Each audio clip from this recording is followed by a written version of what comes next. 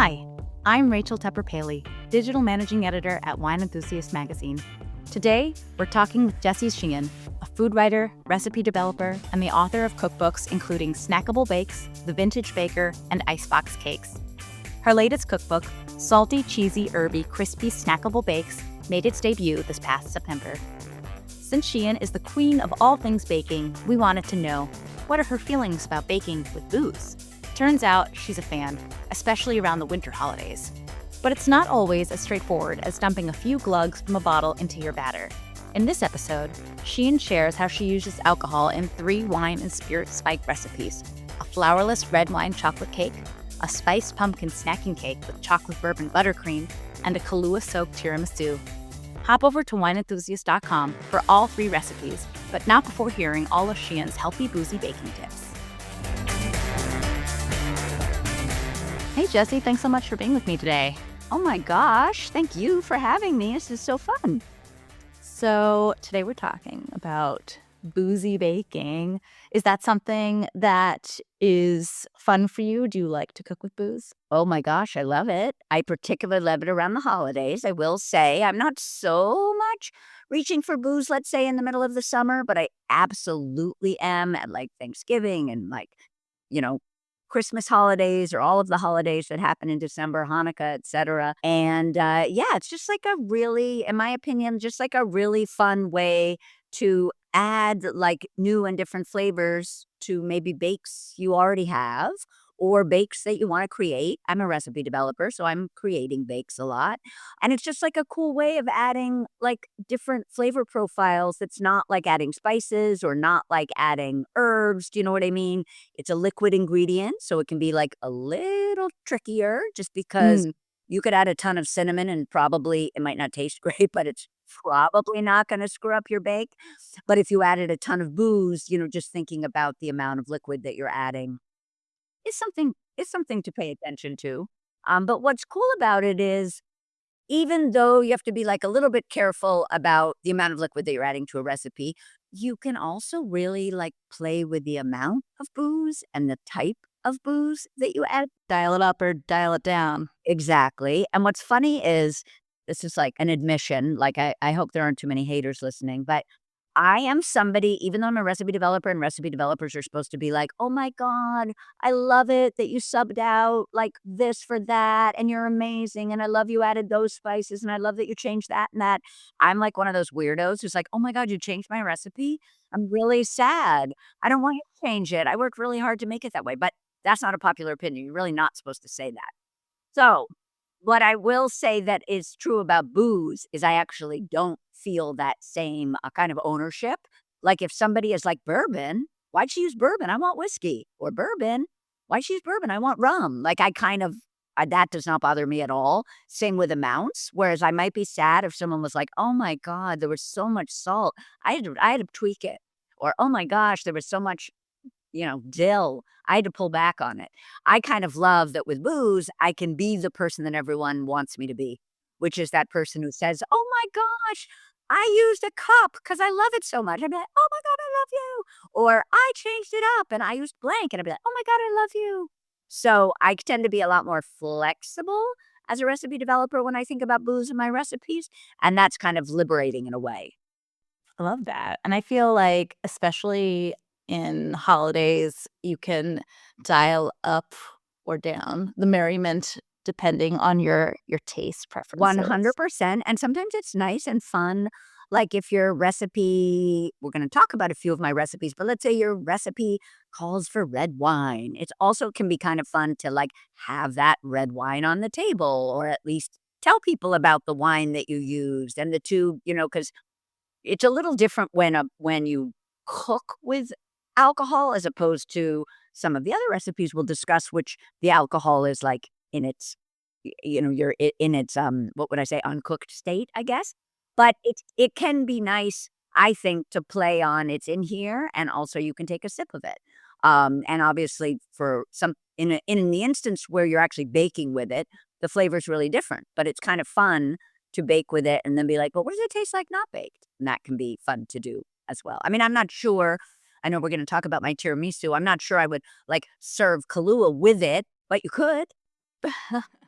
I definitely like the idea of if you're like an after dinner drink kind of person, that this kind of like a boozy dessert sort of like combines like the after dinner drink and dessert courses. I like that idea. 100%. And I, like, for one, and not I feel like I don't know if it's a European thing, I'm not sure, but I feel like boozy after dinner drinks are not necessarily my jam. Like, I'm the kind of drinker that, like, if I was drinking, like, white wine, which is my fave, through the entire meal, I would probably be and we were still, like, it was festive and you were still partying. I would probably still be drinking that even during the dessert course and after. Do you know what I mean? I'm not the person that necessarily wants, like, a little bit of port or something else. With that said, what's fun about boozy desserts is I almost feel like you're giving your guests, or maybe you brought the dessert with you to somebody else's house, their guests, the boozy drink course, but it's inside the thing, the baked good, which I kind of love. Yeah, and it definitely like it has sort of that we keep saying celebratory, but it just is. It's just It's like totally festive. It's totally festive.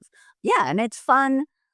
Whatever. It's just fun to kind of peek into the liquor cabinet when you're not, like, at the stage of the dinner party, let's say, or the hosting, the event, the cocktail party. You're not dipping in, like, in the beginning to, like, get people cocktails or make sure that there's, like, wine and booze for everybody who's coming. It's like you already went in there and kind of were like, "What would taste yummy in my chocolate cake?"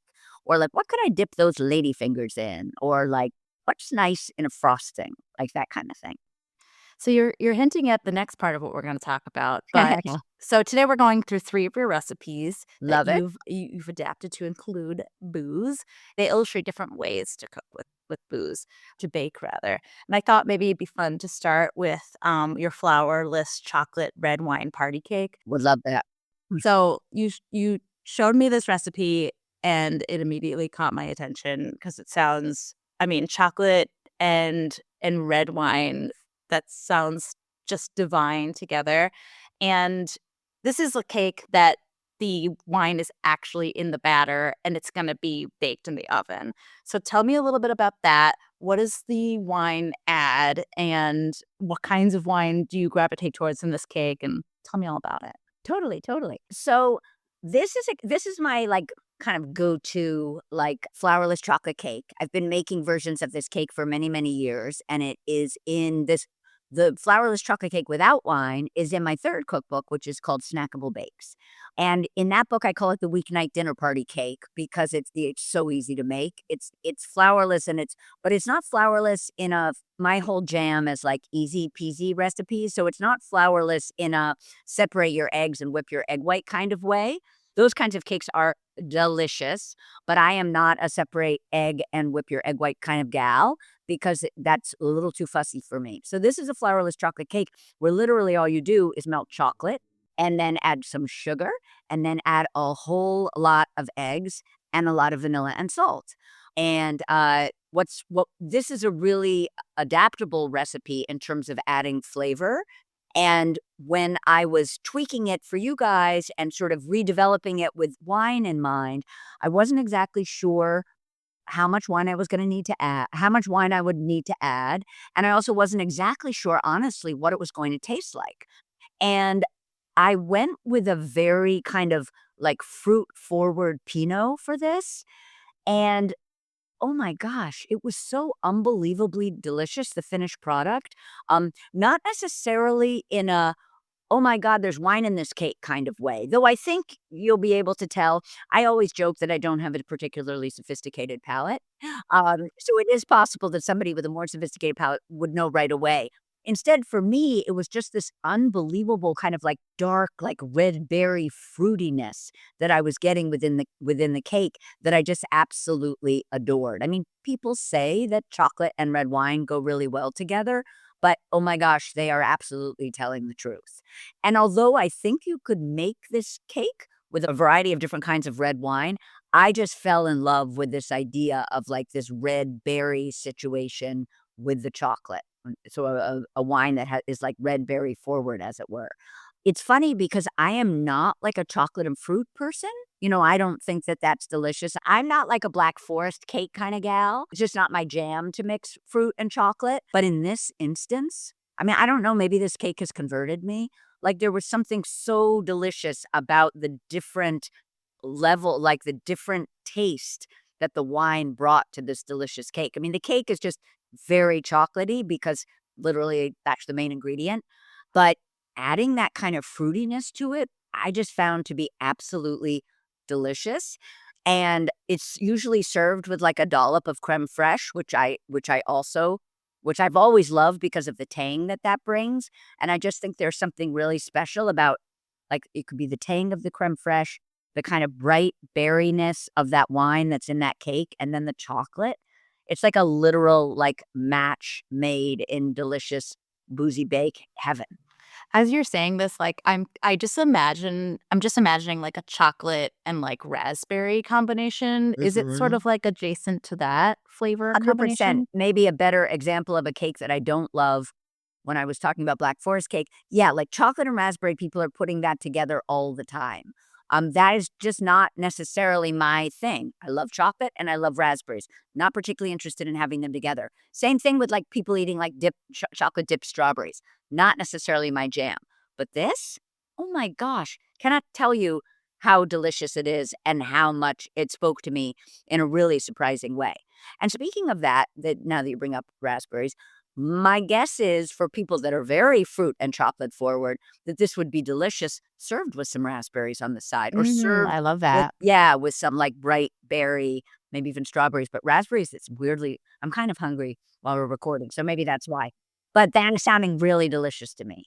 What is the texture like of The this cake is cake? incredibly fudgy Mm, and maybe the inside of a really fudgy brownie, teeny bit softer than that, like, not quite as, dense as that, though this cake is very dense. I highly recommend when making this cake, once you've cooled it for about 10 minutes, flipped it out of its pan, and you don't wanna keep it in the pan for much longer than about 10 minutes because it's really hard to remove as it cools. You get that out of the, and this is all obviously in the recipe.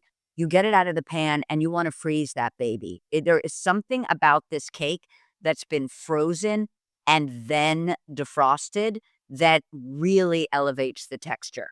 Highly really? recommend that. It makes it really easy to slice. It makes it much fudgier.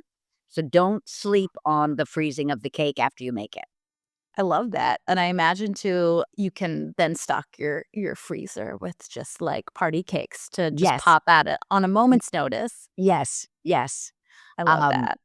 And because this is a recipe that involves baking the wine, it's not really an alcoholic recipe, yeah? Correct, because very good point, because the alcohol does bake out as you, and honestly, I wish, this is the problem with being an empty nester recipe developer. I mean, maybe I wouldn't have given this to my children just because it had wine in it, or they might not have liked it, but I used to have all these testers living with me, and it was so easy to just be like, "Does this taste good? Does this taste like wine? Does this taste," and my husband, he's still around, but he wasn't here when I was developing this cake, but sometimes it's hard when you're developing recipes if you're not, like, I developed this and nobody else has tasted it but me. And so it's funny how sometimes I mean, and I obviously, like, I know I joked and said that I don't have a particularly sophisticated palate, but I will say it's not a bad palate. And this cake is utterly delicious, but it can be nice when you have other people around to sort of help you determine how much red wine. Yes, it tastes really boozy. No, it doesn't taste boozy, et cetera, et cetera. So you're saying it's good to bake when you have a bunch of people in your house and you can just go around feeding people little bites of things. Exactly, I exactly, love that. 100%, Lots of licks 100%. off the spoon.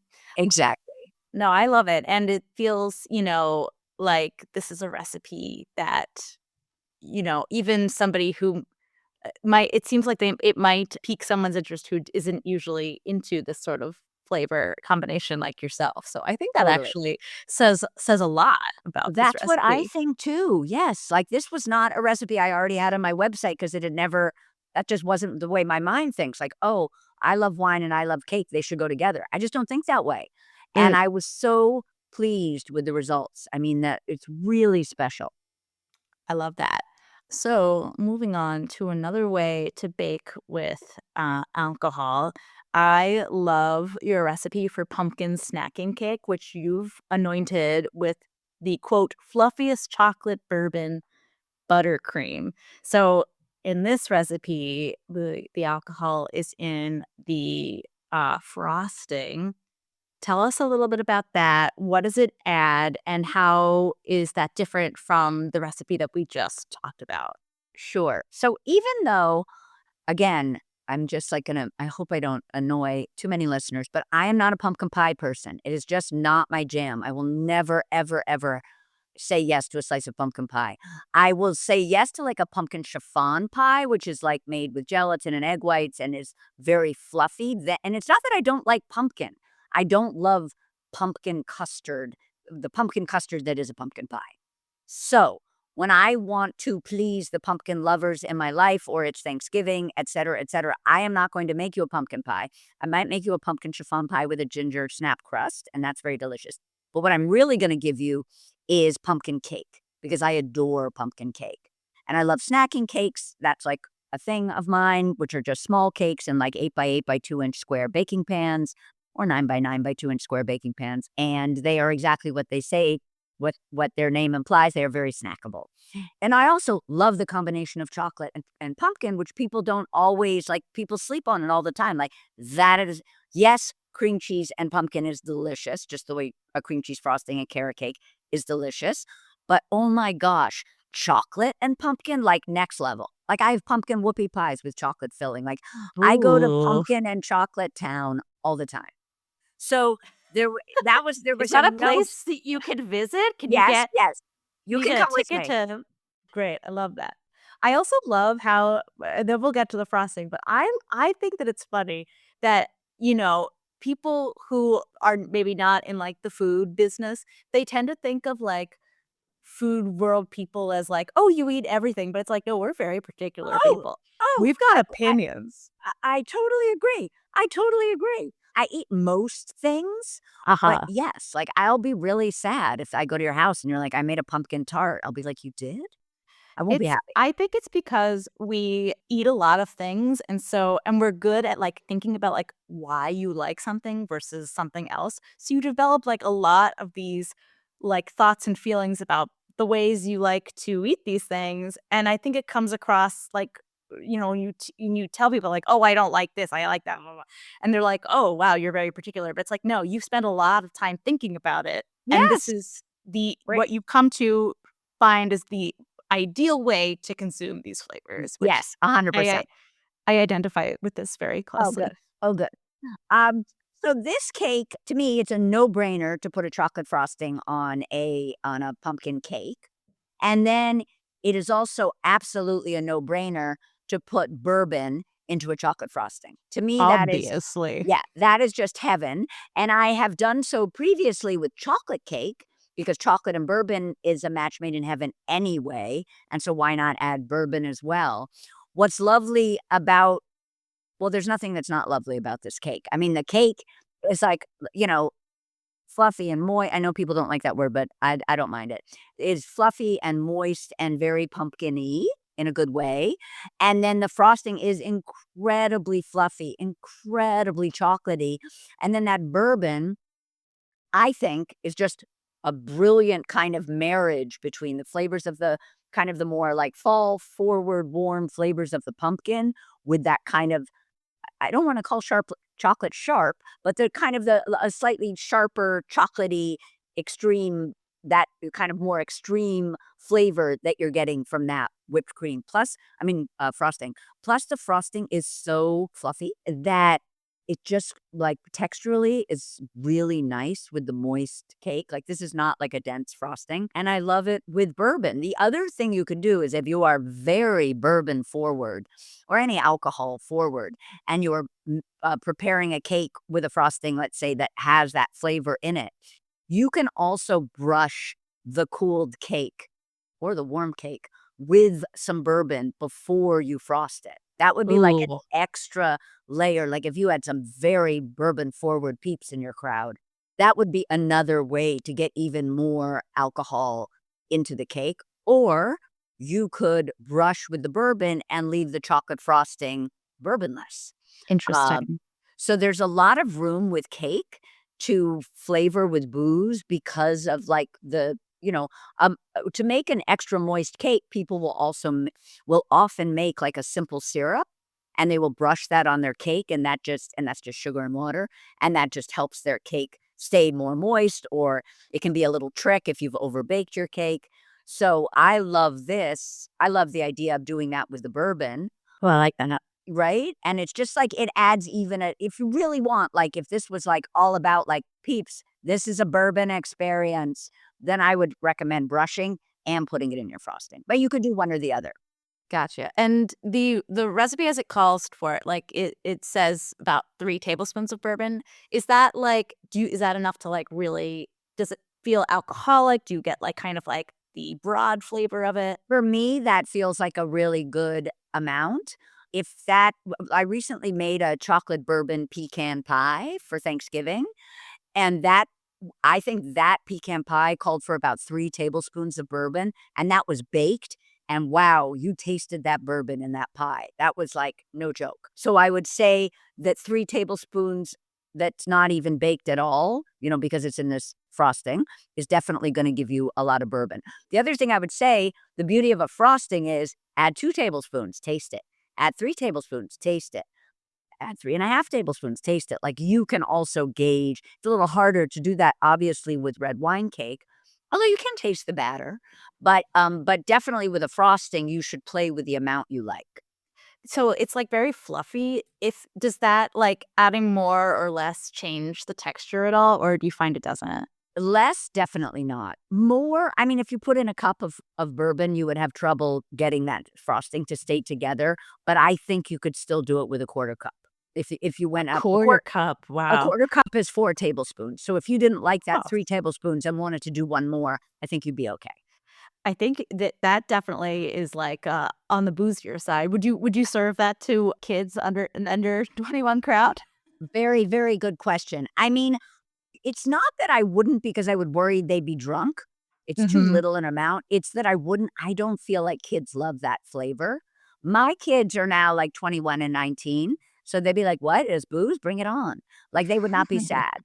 But Uh-huh. younger kids, I feel like booze can be hard on the palate of a younger child. Right. It's definitely a grown-up cake after the Totally. kids go to bed. Exactly.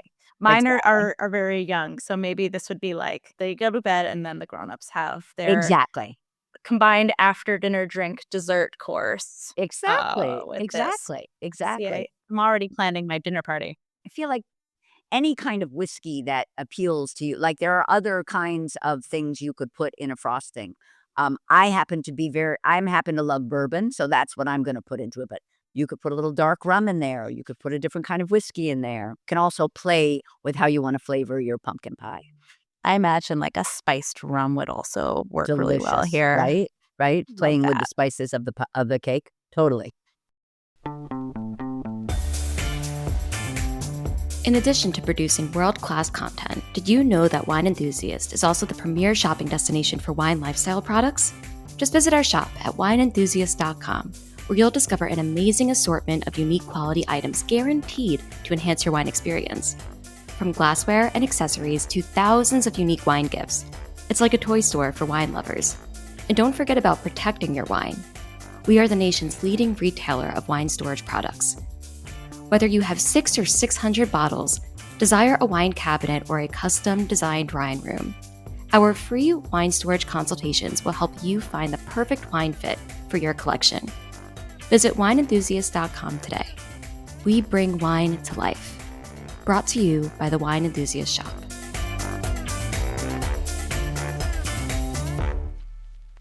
Moving right along to the third recipe, and yet another Yes. way to bake with booze is tiramisu, a Yep. very classic boozy dessert.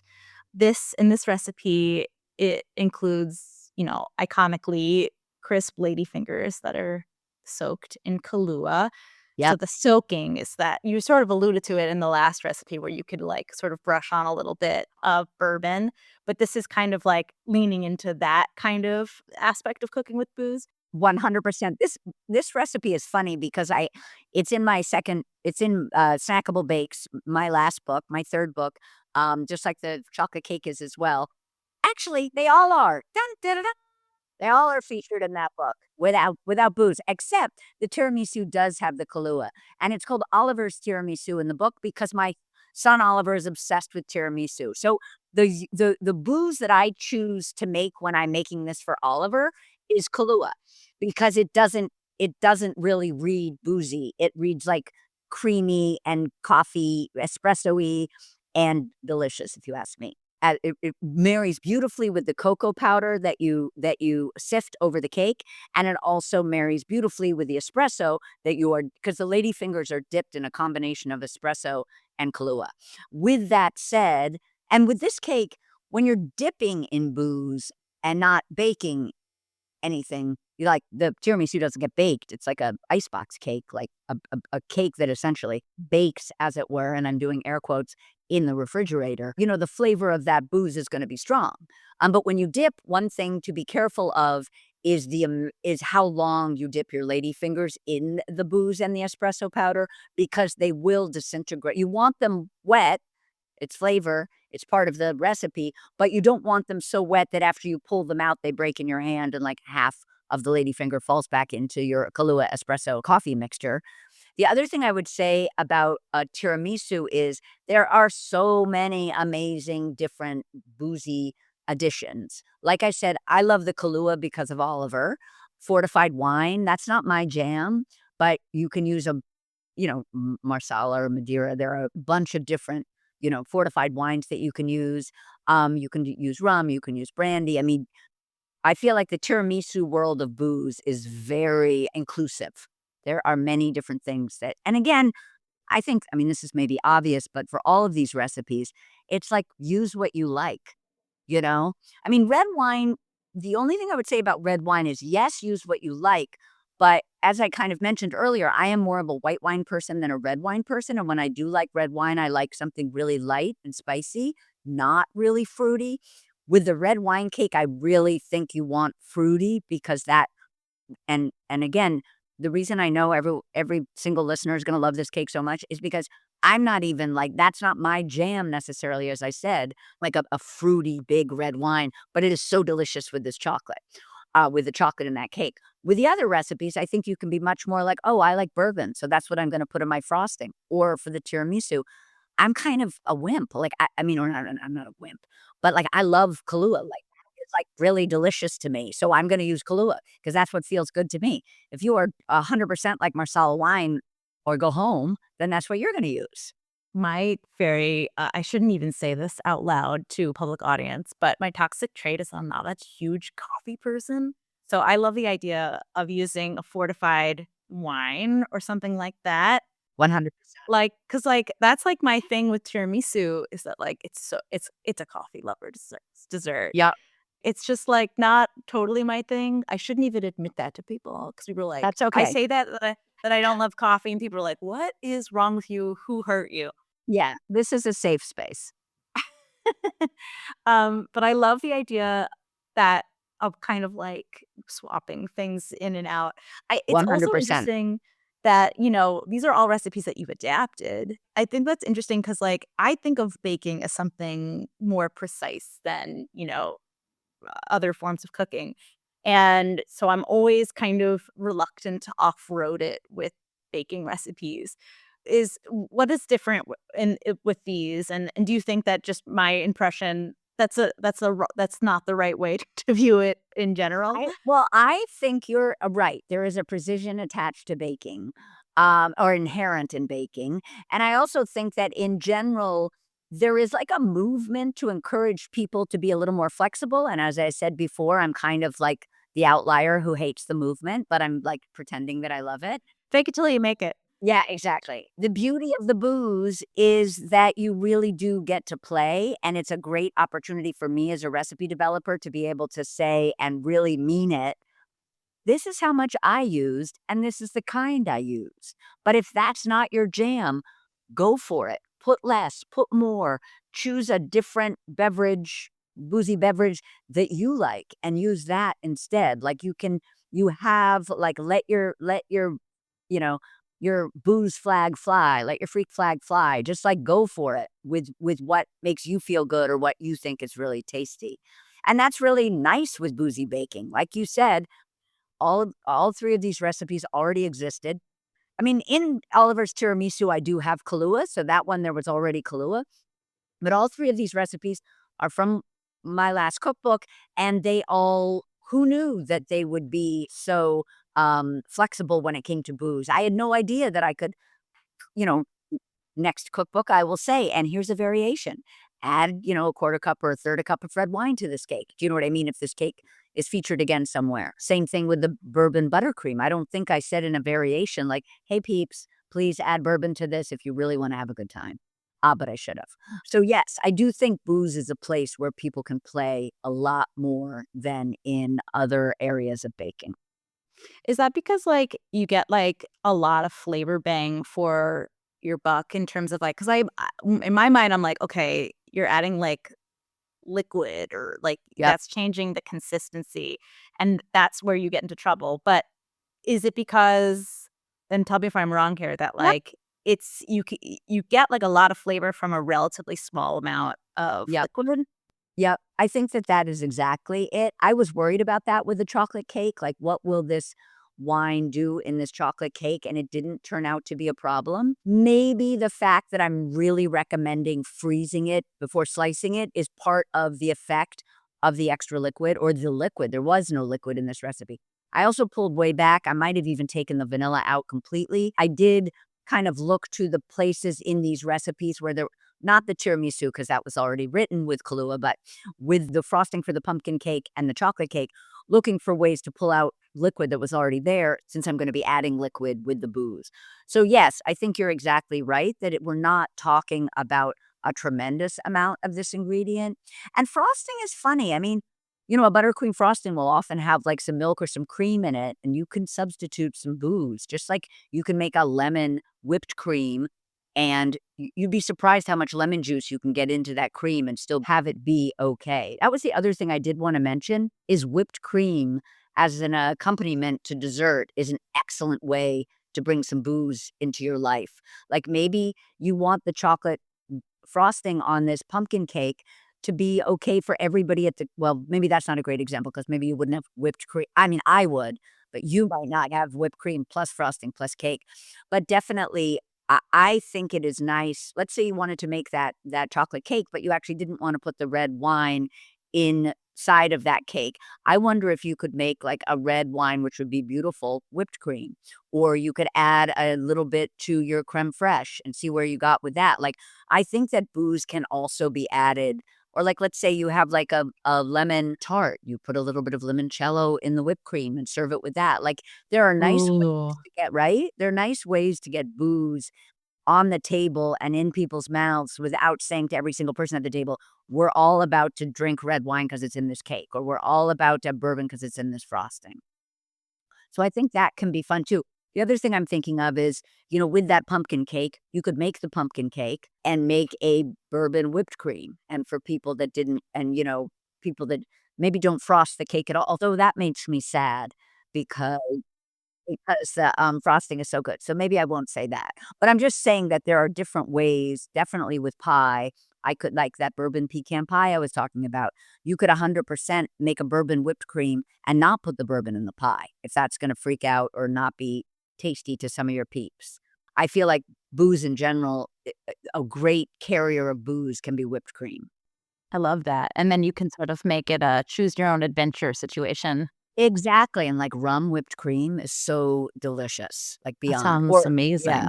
I think I wish I could remember what the recipe was, maybe for a bundt cake for a book that I worked on, not my own, a black pepper rum whipped cream.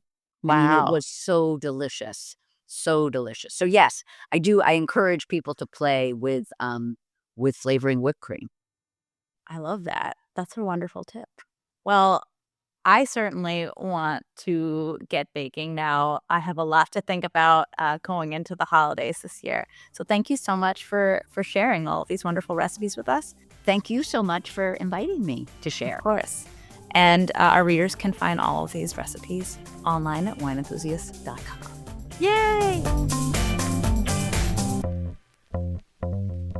Are you planning to spike your holiday baking this year? We want to hear about it.